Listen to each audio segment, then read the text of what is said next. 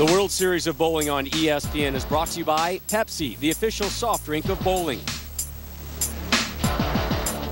Columbia 300. Columbia bowls the world over.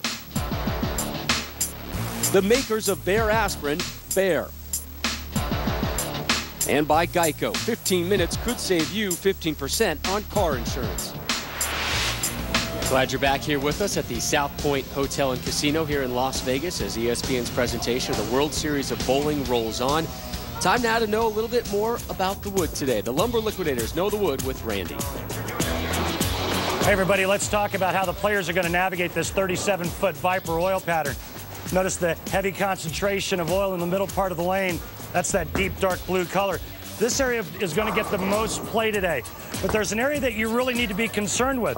Unlike last week's Cheetah Championship, notice that there's blue all the way across this oil pattern. So no free friction of the outside part of the lane. In fact, if the players get their bowling balls right of the break point at about the 7th or 8th board at the 37-foot mark, their bowling balls have no chance of getting to the pocket. All right, thank you, Randy. Back here with the Pepsi Viper Championship. And while we stepped away, Bill O'Neill in the 5th, dropping what I like to refer to as a ham bone. And then in the 6th, you can call it a Yahtzee or dropping a nickel, whatever you want. Oh! Amleto steps up in the 4th frame after going high in the 3rd. Once again, it's through the face, only leaving the 3-pin. Amleto, move left, make an adjustment, brother. Open it up. Guess what? He listened. Perfect 10 in the pin. So here we are through 5.5. O'Neill with a huge 55-pin lead.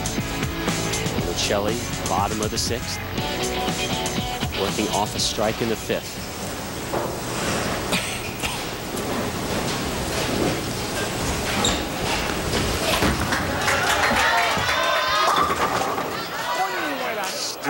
Just one strike today for the Venezuelan. Well, he made a ball change there and looking for a little less reaction down lane and made the right ball change. A little upset with himself not being able to find the pocket, and rightly so. Well, there hasn't been much to be happy about in his game today. Well, and I misspoke. He did find the pocket, but unhappy in the fact that he's not striking. He made a great shot the last time on the left lane. He just switched to a high road on the right lane, only to leave a 4-pin, put the strikes together.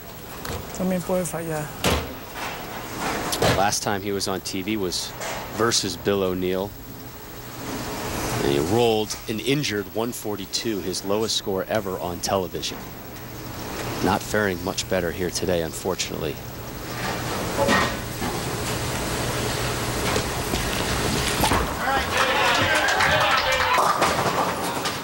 Heavy.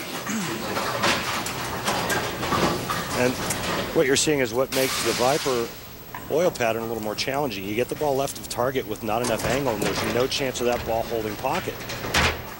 Just not enough oil in the middle part of the lane. Now, on the flip side of that, if you get the ball too far to the right, it hits that hang spot and never gets to the head pin.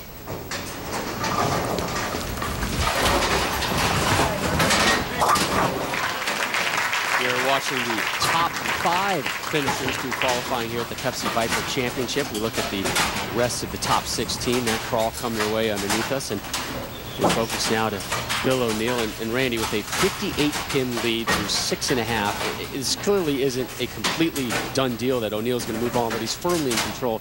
How do you approach the rest of this game from here on out if you're O'Neill? Well, you want to stay in the groove. And now you want to look at other ball reactions and just get yourself locked in for the next match and make sure that you're completely confident with the line you're playing and the bowling ball you're throwing. That next match will be versus 3-seed Mike DeVaney. As we go high above Bill O'Neill. Sneak in from behind to watch this spare attempt. So O'Neill remains clean through 7. We talked about the ESPY story. Bill O'Neill invited to the ESPYs this year in LA. That was won by who else? The living legend, Walter Ray Williams Jr. But Bill saying that what a great experience it was. His wife Christy was kind enough to let him take his brother rather than her to the event. And, you know, he's a Philly guy, so he said one of the big highs for me was not being without his wife, of course, was running into the legendary Dr. J. Nice. Yeah.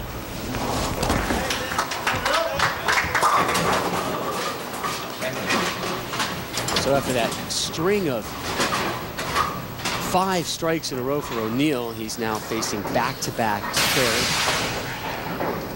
Well, Bill O'Neal's in the 230s, the best Amleto Monacelli can shoot right now, 212. Bill's just looking to fill frames with marks, and he will advance. It's good to see that man bowling well again, though. Always enjoyed watching Amleto Monacelli. His unique style when he first came out on tour, gosh, some 20 years ago. You're not the only one who enjoys watching Amleto. If you take a look at the fans in attendance, usually when Amleto's bowling, a preponderance of fairly attractive women seem to be in the area.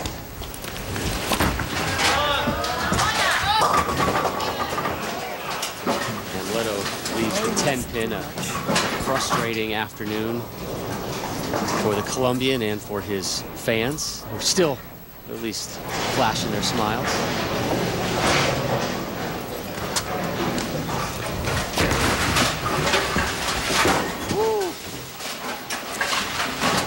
Skinny jeans didn't fit there as he misses the spare conversion and an open frame in the 8th for Amleto. Mama said there'd be days like these, and the last 2 TV outings for Amleto have been borderline nightmares.